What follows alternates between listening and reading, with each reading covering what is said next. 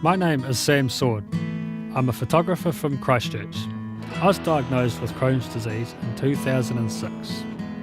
The photographs you're about to see are an expression of my journey with Crohn's disease.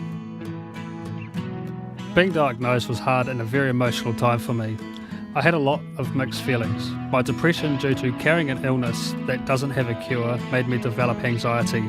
My anxiety stopped me from going out and doing things I once enjoyed. What if I'm not at home when the pain gets worse? Is anyone going to be able to understand the way I need them to get through this? I've always got a bit of pain in my stomach, but sometimes it can get so bad that I get nausea as well. It takes its toll and it makes me really tired. It can stop me doing my everyday things, like going to work. Part of having Crohn's is the worry of when I do go out to places, I need to know there is a toilet close by. So when I do go somewhere, walk into a venue or go somewhere new, the first thing I do is find out where the toilets are. I've been on a lot of different medications since I was diagnosed. I was taking roughly 26 tablets a day to try and control the pain and inflammation at the start.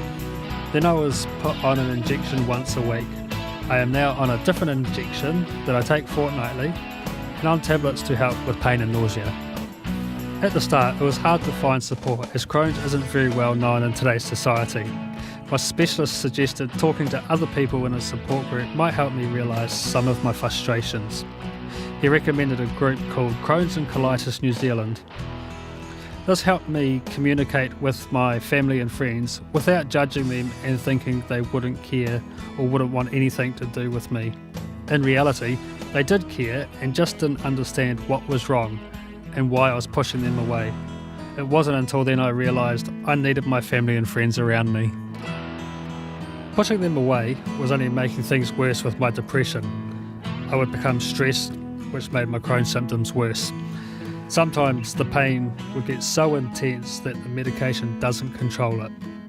The only way to deal with this pain is to go to the hospital for stronger painkillers and treatment in the hope that it will settle. My small intestine developed a stricture caused by inflammation. I had to have surgery in which 30 centimetres of inflamed intestine was removed. This put me into remission for about a year. I found once I started letting family and friends, old and new, back into my life by communicating with them and explaining to them what Crohn's disease is and how it affects me, I could live a semi-normal life.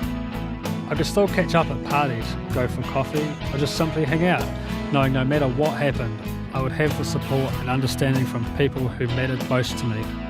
The people who stuck by me when I tried pushing them away, my family and true friends.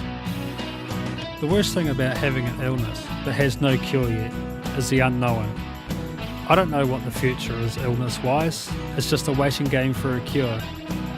But in the meantime, I plan to enjoy my life as much as possible, and I encourage you to do the same.